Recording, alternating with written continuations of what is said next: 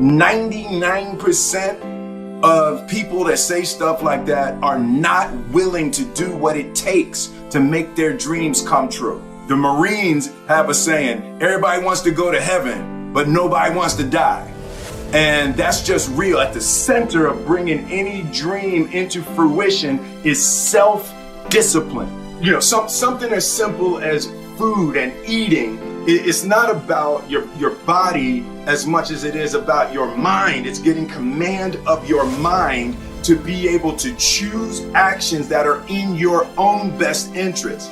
Every day, we are choosing shit that's not in our own best interest, right? So if the world is attacking you and the world wants to fight you and the world's trying to hold you down, so you're gonna kick yourself in the balls? So you're gonna stop yourself from getting what you dream. Self-discipline is the center of all material success. You cannot win the war against the world if you can't win the war against your own mind.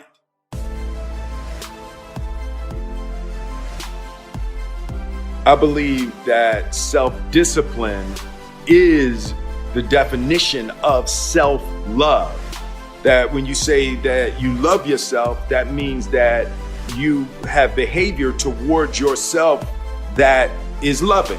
And I think the word discipline has kind of gotten a bad name. We think about it in terms of punishment. I'm not talking about discipline in that way. I'm talking about discipline in the sense that you forego immediate pleasure for the exchange of long-term self-respect. Self-discipline is self-love. If you want to be happy, you have to love yourself, which means you have to discipline your behavior. The road to sustained happiness is through disciplining your behavior.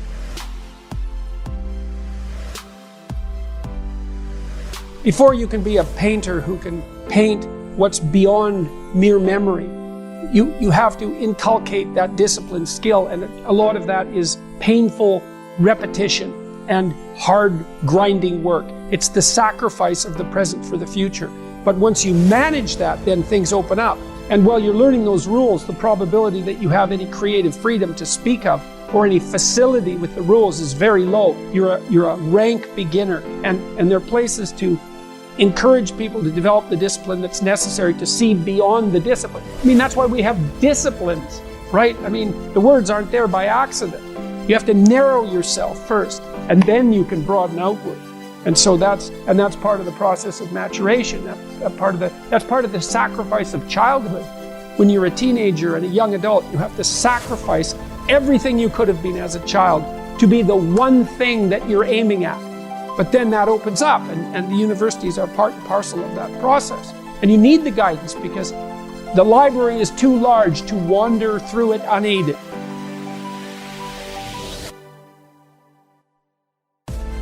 Life's about self-discipline. It is about self-discipline.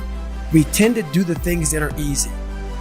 And that is it builds no mental toughness, it builds no mental hardening, it builds nothing. When you working out is where you can build that the fastest. Because it's a constant, it gives you instant feedback. You may not lose the weight you want to real fast, but the discipline it takes, it transfers over to all aspects of your life. This is the foundation of life. How do you cure yourself from a lack of discipline? Well, the answer is simple and it's straightforward. Care more than normal and more than necessary about your results. That's it. Learn to care. Start developing inside of you this adamant feeling, this desire to care more than normal and more than necessary about the results that you want. You see, most people don't cross the finish line with their goals and their dreams, not because they don't have the ability or the resources or the relationships. More often than not, it's because at some point they allow themselves not to care more than normal and more than necessary. Discipline is nothing more than demonstrating your decision on a daily basis. Unless you are some exception, being born in the age that you have been born, if you're under 30, yea, even under 40, you probably lack discipline. Because you have never been able to work. You have never had need to work for your food, and your fathers never made you work so hard that your bones cried.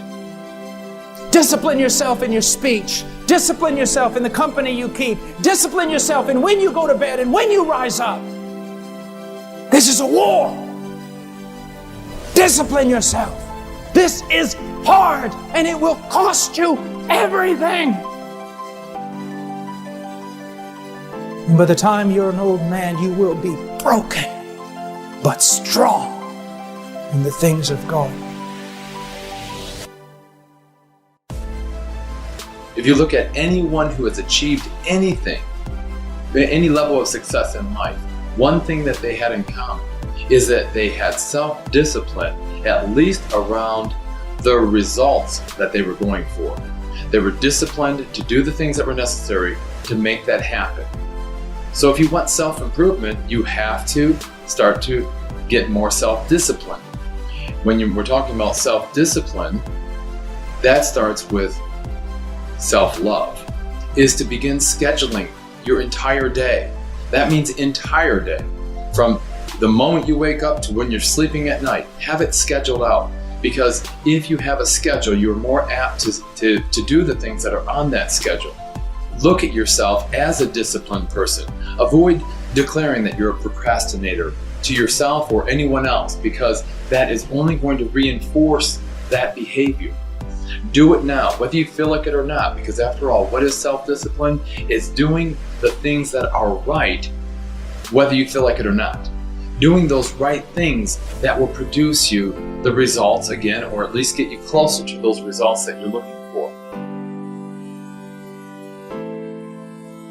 If you don't have something to strive towards, if you don't have an ideal to reach for, then there really is no reason to get up in the morning, right? I mean, most people go through their lives just to get to the next day, right? And if that's the case, then you're not going to have very much motivation.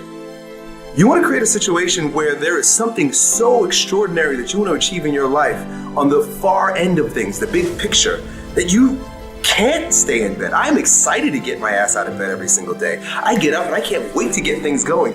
And it has to do with the fact that I've got a big vision. I've got a big picture. Create an extraordinary vision for yourself, right? Don't let anybody tell you what you can and cannot achieve.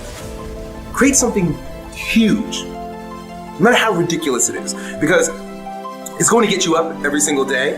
And when you get up, you're now going to start practicing the strengthening of your willpower. Just build the willpower. Build the character associated with doing one freaking thing, and get your ass out of bed no matter what it takes. Even if you're sick and you got snots dripping down your chin, get your ass up, but make that a habit every single day. Begin with that. Why are you getting up? And then build the willpower associated with getting up every single day. Everything else don't matter. I don't care what else you do with the rest of your day, because it's not going to matter. What you do is not nearly as important as who you're becoming through that practice of getting your ass up. Once you build that discipline, I guarantee you, you'll take it into other areas.